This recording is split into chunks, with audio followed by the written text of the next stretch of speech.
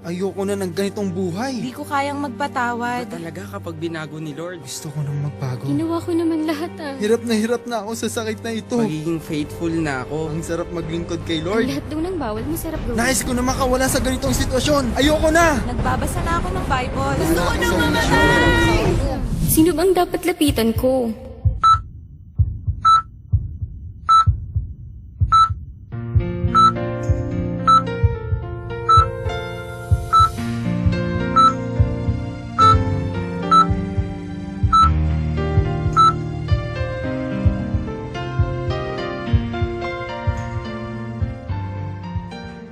Isang maganda at mapagpalang araw po sa inyong lahat. Ako po si Sister Dory Villanueva at ito ang programang The Life Giver.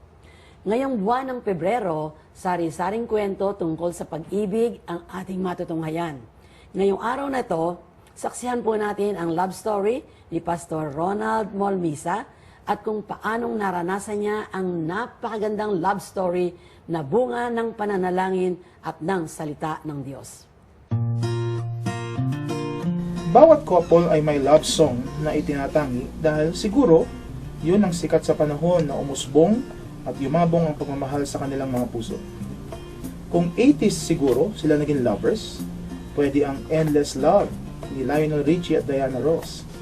Kung 90s naman, posibleng I Finally Found Someone ni Bryan Adams. Pagdating ng 2000 and beyond, kanya-kanyang trip naman ng mga magsing-irog sa love songs na pwedeng revival mula 60s and 70s. O kaya naman, R&B. Pwede ring rock. Matingkad na kasi ang variety of genre ng music sa mga panahon ito. 90s na makilala ko si G. Pareho kaming miyembro ng music ministry. Pero sa unang kita, walang spark. Kaya naman, wala akong masasabing love song na bagay sa amin nung panahon yun.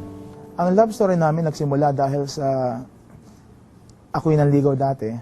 Tapos lahat ng niligawan ko, hindi nila nakita yung aking value. Ganun na lang.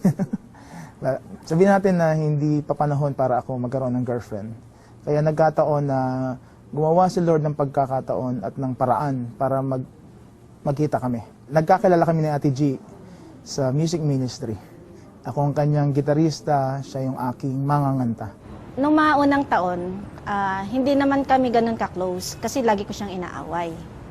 Pero nung lumaon na, syempre, banding sa music, yan. Naging close din kami lahat. So, may pagka-MU na rin dahil ang type ko naman kasi sa lalaki, yung matangkad, singkit.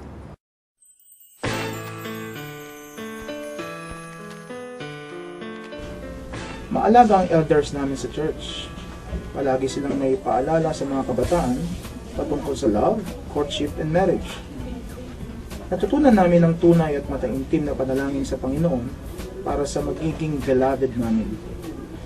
Maganda na magbukas ng damdamin yung mga kabataan, pati yung mga couple sa elders, para kung may problema, madali silang mapapayuhan, at kung mayroong mga kailangang ayusin, may mediator ba? Kaya pag nag-aaway kami, maraming mga pumapansin, magbati na kayo. So, importante na yung mga elders, mga leaders sa church, accountable kayo sa kanila para mabantayan at mapanalangin din yung relasyon ninyo. Kaya naman para sa akin, ang pagpasok sa isang relasyon ay dapat bunga ng panalangin. Ganon din si G. At hindi nagtagal, sinagot ng Diyos ang aming mga individual na dasal. Ang bawat isa sa amin ang tugon ng Diyos sa dasal na yan. Nagsimula yon sa isang panaginip.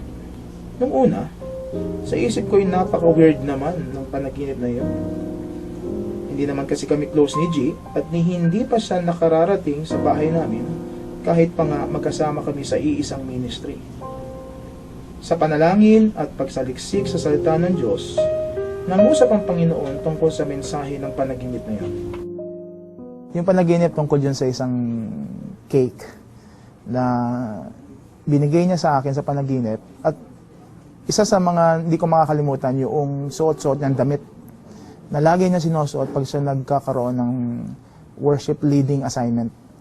Hindi ko makakalimutan yung damit na yon. Ibig sabihin lang noon na magsasama kami sa ministry kasi pumunta siya bilang worship leader at yung cake hindi nabuo kasi nagkaroon din siya ng boyfriend before at maraming pagkakataon lumuha rin siya. Ako na lumuha rin ako. Kaya sabi sa akin ng Panginoon, yung cake na yan ay yung simbolo ng puso niya. Yan ang binibigay niya sa'yo at iyan ang aalagaan mo. Kaya hanggang ngayon, inaalagaan ko naman yun. Sinabi ko ang panaginip sa kanya at pareho naman itong ipinagkatiwala sa Diyos. Kumbaga yung reaction hindi siya negative. Kasi during that time, nagpe-pray na rin ako ng lifetime partner ko. Nagsimula na akong manligaw sa kanya. Siguro yung ibang kabataan naman ang mauwirduhan dito. Pero ganun talaga. Kung gusto mo ng regalong kabiyak ng Diyos, hilangin mo ito sa panalangin. Naghintay din si G na pangungusap sa kanya ng Panginoon. At finally, matapos ang 5 buwang ligawan at pananalangin, naging mag-boyfriend at mag-girlfriend kami. Gusto niyo malaman paano ako nanligaw kay Ate G? Umaattend kami noon, nung pinasagot ko siya, umaattend kami noon ng isang discipleship seminar sa church. Dahil sabi ko, 5 buwan na ako nanliligaw sa'yo, wala pang nangyayari sa atin. Sabi ko, pag hindi mo pa ako sinagot, titigil na ako. Nagsusulatan lang kami kasi bawal mag-ingay. So, through sulat, doon siya nagtatanong, doon ako sumagot sa kanya. Sabi niya kasi sa akin, maraming pagkakataon, sinubok namin muna yung sitwasyon. Kung talagang para kami sa isa't isa. Meron ng MU doon, mutual understanding. Pero noong September 22, 1999, Binigay ko na rin yung yes ko sa kanya nung time na yon. talagang, I would say, one of the glorious moments of my life. Since then, we planned na papunta sa kasalan. Hindi perpekto ang relasyon namin. Meron ding tampuhan at awayan. Pero lagi, pagmamahal sa bawat isa ang nangingibabaw. Pinag-isa kami ni G sa kasal noong January 8, 2005. Isa ito sa araw na lubos-lubos ang pagpapala ng Diyos sa buhay ko. Patunay ito ng kanyang walang sukat na katapatan. I would like to emphasize na kapag ang relasyon, wala si Lord doon, madaling bubuwal. Pag may problema, pwede kayong mag-away, magkahiwalay.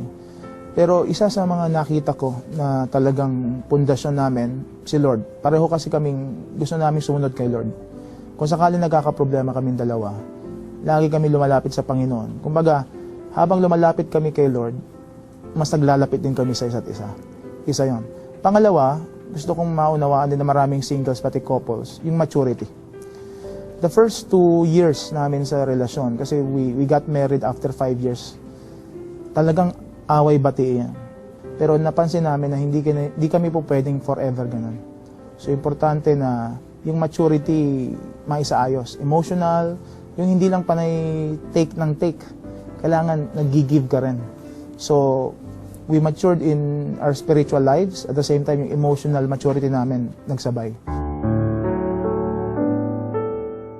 Purihin din ng Panginoon dahil sa kasalukuyan, nakasulat na ako ng mga aklat na gabay pa rin sa mga kabataan tungkol sa love life. Ito ang Love Struck series na pinublish ng OMF Literature. Ibinabalik ko sa Diyos ang papuri sapagkat patok at mabenta naman ang Love Struck series na ito. Siyempre, ang talento ko sa pagsulat ay mula sa Panginoon. At ang laman ng aking mga akda ay hango rin naman sa mga karanasan mula sa akda ng Diyos ng pag-ibig. Ngayon, nandun kami sa punto na I train young people, discipleship, trainings. I also have my Love Struck ministry. I hold seminars sa iba't ibang schools.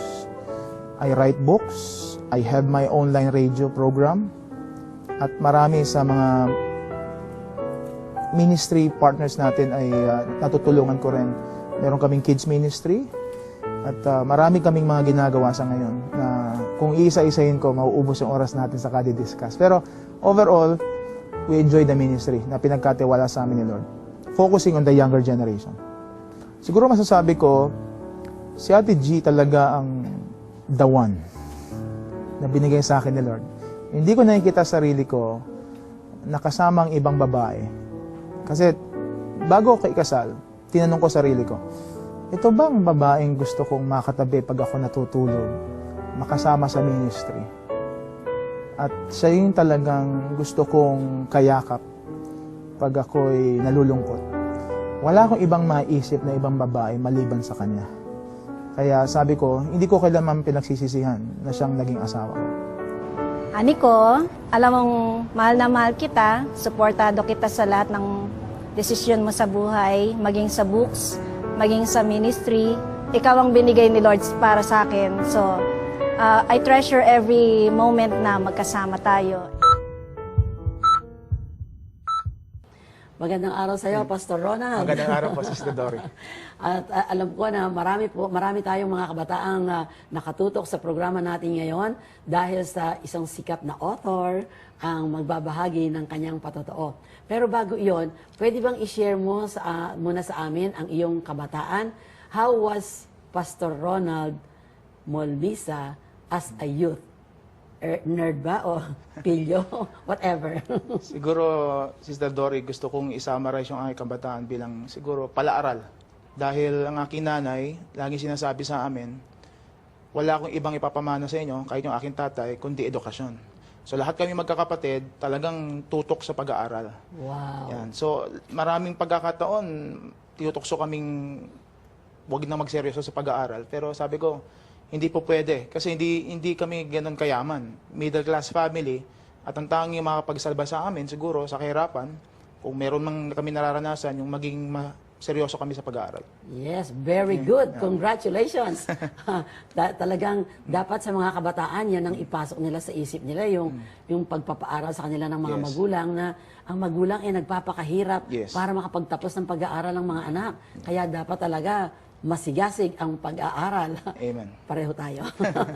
Base sa napakarami at napakalawak mong mga interaction sa mga kabataan, ano-ano ang mga top hindrances para hindi nila kilalanin ang Panginoong Yesus bilang Lord and Savior ng mga kabataan? Alam mo, Sister Dory, nagsiseminar ako sa iba't ibang mga churches since 2006 yung aking librong Love Struck. Palagay ko, kailangan natin solusyonan yung pamilya. Kasi marami tayong mga kabataan lumalaki sa pamilyang wasak. Kasi kahit gaano kabait ng bata, kahit gaano sila kasipag sa pag-aaral, kahit gaano encouragement nga minsan sa church ng mga workers, ng mga members nila sa church, pagdating sa bahay, kung panay-away, kung wala silang magulang, apektado yung kanilang espiritualidad. At isa pa, of course, we know that, yung media. Kapag hindi naging mapagbantay ang mga magulang, pwedeng maging tagapagturo ang media kung ano dapat isipin ng mga bata. Kaya kinakailangan ay talagang ang mga magulang ay magbigay ng atensyon sa kanilang mga anak.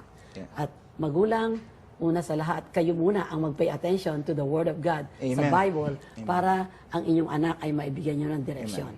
Ngayon sa aming pong mga viewers, bibitinin muna po namin kayo. Diyan lamang po kayo dahil magbabalik po ang The Life Giver. Kasama pa rin po natin si Pastor Ronald Molmisa.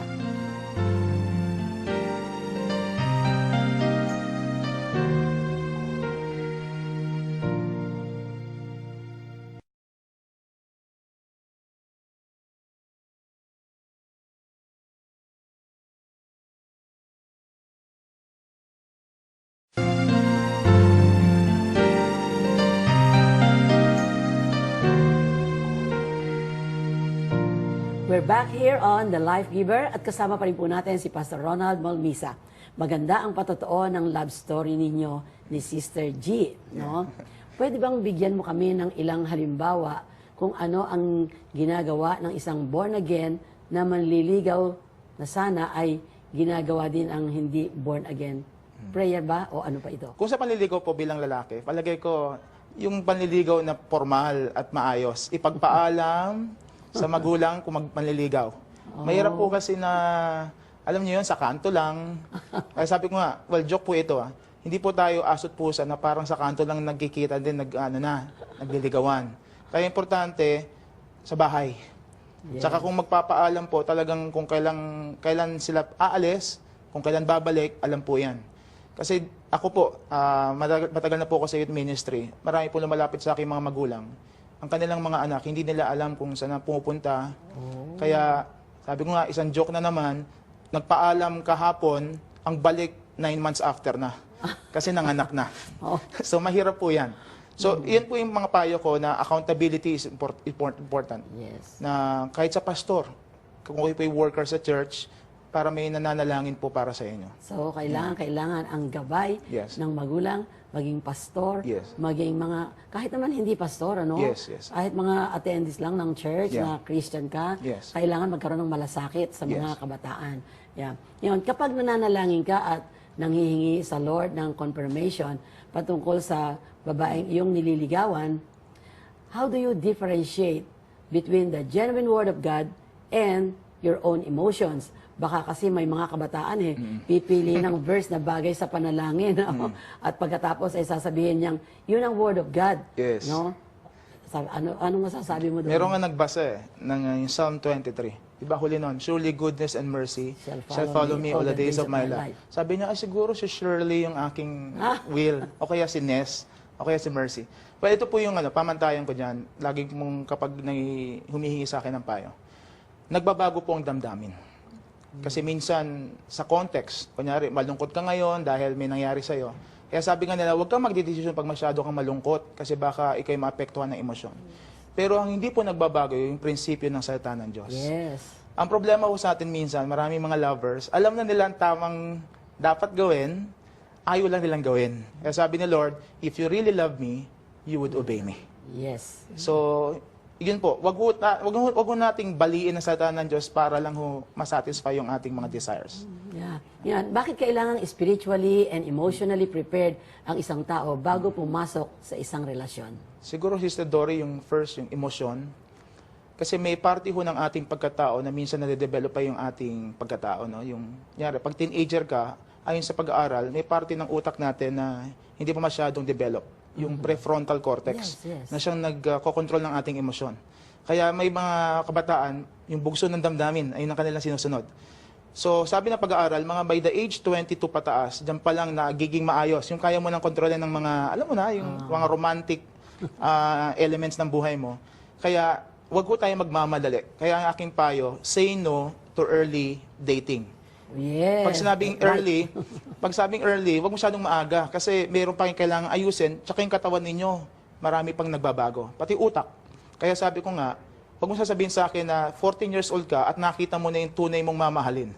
Spiritually po, lagi ko sinasabi sa mga singles, walang kukompleto sa inyo kundi ang Panginoon.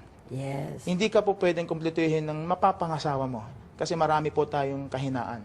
Ngayon, dahil isa kang sikat na author on love, siguradong marami ang nakatingin sa buhay mo. Gaano kahalaga ang patotoo ng isang tagapayo, lalo na sa mga tagapayo on love? Kailangan po ng tagapayo na malalim na relasyon sa Panginoon kasi people can smell a fake. Kasi alam po ng tao kung nagpapanggap ka lang. Kaya yung bawat kilos mo, salita mo, mga post mo sa social media, tinitignan po lahat nila yan. Yes. Pero nagsisimula po tayo lahat kung maayos yung relasyon natin kay Lord. Kasi mararamdaman nyo naman kung totoo siya. Tsaka yung buhay niya. Yes. Kailangan maayos. Lahat ng parte. Amen. Amen. Ngayon, based on popularity of radio programs, on love advice, masasabi mo bang seryoso ang mga tao sa paghingi ng payo tungkol sa pag-ibig? Totoo po yun. Kasi mga authentic pong mga needs at real and heartfelt needs po yan. Nagkakataon lang po na minsan, di pala minsan, maaring madalas, sa iba po nila hinahanap yung pag-ibig. They find love in all the wrong places. Is there a formula na to have a successful love life? Pagdating po sa formula, iba-iba ho kasi ng tao, iba-iba ng konteksto. Siguro po, I would just say na may mga prinsipyo. Yes. Pero wala pong one size fits all na parang ito nangyari sa akin, mangyayari rin sa'yo. Oh, yeah. May mga prinsipyo pong Biblia, balikan po natin yung prinsipyo ng Biblia pagdating sa pag-ibig. Starting point siguro po, yung 1 Corinthians chapter 13. Yes, gusto kong sabihin ito, no? 1 Corinthians chapter 13, verses 4 to 8. Love is patient. Love is kind. It does not envy. It does not boast. It is not proud. It is not rude. It is not self-seeking. It is not easily angered. It keeps no record of wrongs. Verse 6, Love does not delight in evil, but rejoices with the truth. It always protects, always trusts, always hopes, always perseveres. Love never fails. But where there are prophecies, they will cease. Where there are tongues, they will be stilled. Where there is knowledge, it will pass away. So, makikita po natin dito sa salita ng Diyos kung ano ang tunay na love at kung ano ang hindi love. Kaya kinakailangan po mag-aralan po natin ito para matutuhan po natin anong klase talaga ang pag-ibig. Hindi lang po emotion yan. Ngayon, bilang panghuling pananalita para sa mga nanonood ngayong oras na to, paano mo isa-summarize ang mga payo mo sa iyong mga love struck series? If you would allow me, Sister Dory, ito po yung aking mga libro. Yan. Yung una, yung Love Struck White, love mo siya, sure ka ba? Ito po yung intended for students, singles, high school, tsaka college. Ito po yung singles, yung Love Struck Singles Edition. Yung mga issue ng mga singles, yung mga gusto na mag-asawa, yung mga nanggaling sa relasyon tapos na heartbroken, kaya move on din pag may time, sabi nga nila. And then ito po yung pinaka-latest, just released this September 2013, about mga sex issues, sex questions. Sa lahat po na ito, lagi ko po sinasabi na ang aayos po ng love life natin, walang iba kundi si Lord. Amen. Kaya ang aking lagi sinasabi, maging sa aking program sa Love Struck Radio, meron po akong online program. If you want your love life to be truly good and worry-free, you must find yourself love-struck with the Lord. Siya dapat ang first and endless love mo. Ayun po yung summary ng aking mga mensahe. That's very perfect. Talagang ang una dapat talaga ay Amen. ang Panginoon.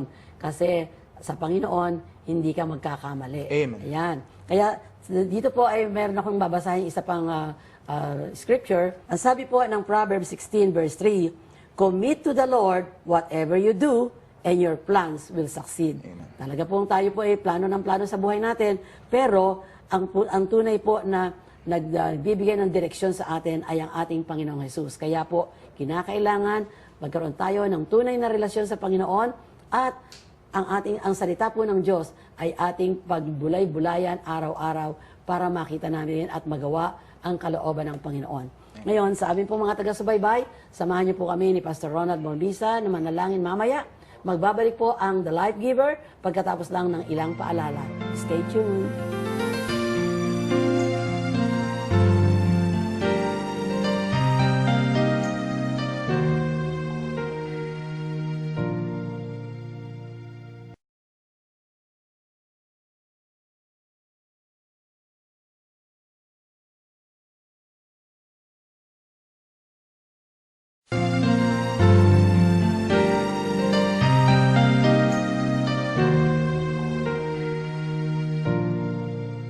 Kayo po'y nanonood pa rin ng The Life Giver. Pastor Ronald, maaari bang samahan mo ako sa ating pananalangin? At sa lahat po ng mga nanonood ng programang ito, niimbitahan ko po kayong makiisa sa aming panalangin.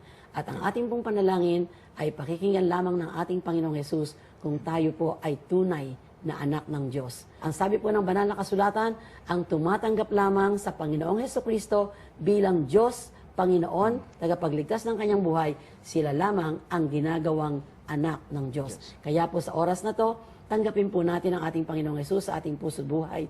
At bago po natin matanggap ang Panginoong Hesus, kinakailangan po magsisi tayo ng lahat ng ating kasalanan. Kaya po tayo mananalangin at kung sinusuko po ninyo ang buhay ninyo sa Panginoong Hesus, hinihiling ko po na tayo ay yumuko at pumikit at tayo po ay sumunod kayo sa panalangin ito. Panginoong Hesus, patawarin mo po ako sa lahat ng kasalanan na aking nagawa, aking naisip, aking nasalita, pati ang mga kasalanan na aking minana sa aking mga ninuno at mga magulang. Patawarin mo po ako, Panginoong Hesukristo. Pinagsisisihan ko po ang lahat ng kasalanang iyon. Linisin mo po ako ng iyong banal na dugo. At mula po ngayon, Panginoong Hesus, tinatanggap kita sa puso ko't buhay bilang Panginoon, bilang Diyos, tagapagligtas, manggagamot ng aking buhay. Panginoong Hesus, tulungan mo po ako na mabuhay araw-araw sa gitna lamang ng iyong banal na kalooban. Marami pong salamat, Panginoong Heso Kristo. Ako na lamang po ang mananalangin, dakilang Diyos amang sumasalangit. Marami pong salamat na sa oras na ito ay ang mga taong ito na nanood ng programang The Life Giver ay binigyan mo ng bukas na puso at nananampalataya po kami sa kanilang pagtanggap sa iyo bilang Diyos at Panginoon ng kanilang buhay. Ikaw ngayon ang tunay na master of their hearts, master of their life, O God. Panginoon, dalangin po namin, ikaw po ang patuloy na humawak ng kanilang buhay, bigyan mo po sila ng tamang direksyon sa buhay nila, at ikaw po ang magtuwid sa kanilang buhay. At Panginoong Jesus, anuman ang kabigatan, anuman ang problema na dala-dala nila, may sakit man sila, Panginoong Jesus, ikaw lamang po ang aming kinikilala at tinitingnan na makakagawa ng kaparaanan upang ang lahat ng bigat problema na dala-dala nila ay magbigay ng kalutasan.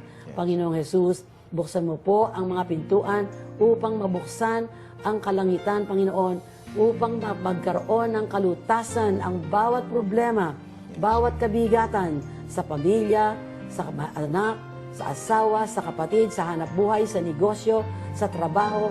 Lord God Almighty, open the doors of heaven para ang kanilang mga kabigatan ay magkaroon ng kasagutan. At Panginoon, sino man sa kanilang may sakit, ikaw po ang aming kinikilalang dakilang manggagamot. Panginoong Jesus, lay your very hands upon their very body in the name of Jesus and release, Lord God, your healing touch upon that body in the name of Jesus. Maraming pong salamat at Lord, ikaw po ang binagmumula ng bagong buhay. Kaya Panginoon, ikaw po ang magbigay ng bagong buhay sa kanila, bagong kalakasan, bagong sigla, bagong kapayapaan ng buhay. Maraming pong salamat maging sa buhay ng aming pastor na kinikilala na ikaw po ang patuloy na gumagamit sa kanya. Lord God, Lord, pour out your anointing upon him, Lord, in the name of Jesus, and release, Lord God, your blessings after blessings after blessings upon him and his family in the mighty name of Jesus and his ministry, O God. Father, we praise you, we thank you, we give back to you the glory, the honor, and the praise in Jesus' mighty name. Amen and amen. Maraming salamat sa iyo, Pastor Ronald, at sa pagbabahagi mo sa amin ng iyong patotoo tungkol sa kwento ng pag-ibig at kabiyak na nirigalo sa iyo ng Panginoon. Napakaganda po ng inyong programa, Sister Dory, na talagang nagpapatingkad kung gaano ginagawa ng Panginoon na yung mga sira, binubuo niya. At sa amin pong mga pastor na nasa ganitong ministeryo, marami po kaming ginagawa para matulungan pang mas maraming kabataan at mga singles. This February 15, we will have our event sa Cuneta Astrodome, yung Love Struck Convergence. Ang aming pong tema ay The Promise of Purity. Alam po natin na marami alam nyo na nagkakaroon ng issue sa bagay na ito, spiritually, emotionally, physically. Kaya sa lahat po ay inimbitahan po namin sila. Sa mga nakikinig, magsama-sama po tayo sa Cuneta Astrodome sa February 15. Yung mga tickets po ay mabibili sa PCBS and OMF branches. You can visit our website, www.lovestruckmovement.org. Sa inyo pong mga nanonood, inaanyayahan ko po kayong magpatotoo because Jesus is the life giver. Samantala, patuloy niyo pong abangan ang ating mga susunod pang mga episodes dito sa The Life Giver dahil marami pa pong mga kwento ng binagong buhay, pagpapala at kagalingan ang inyong matutunghayan. Gayon din, ibabahagi rin namin sa inyo ang mga patotoo ng mga kapatiran at kaibigan mula sa ibang probinsya at maging sa ibang bansa. Malugod rin po namin kayong inaanyayahan na magbahagi ng inyong patotoo. Maaari po kayong sumulat sa amin dito sa Zoe Broadcasting Network Incorporated, 22nd floor, Strata 2000 Building, F. Ortigas Jr. Avenue, Ortigas Center, Pasig City. O kaya naman, mag-email po kayo sa lifegiver@lightnetwork.ph o mag-iwan ng mensahe sa aming Facebook page na Life Giver. Naka-plus po yan sa inyong mga screens. Muli, ako po si Sister Dory Villanueva na nagsasabing, Jesus saves, Jesus cares, Jesus is the life giver. God bless you more and more.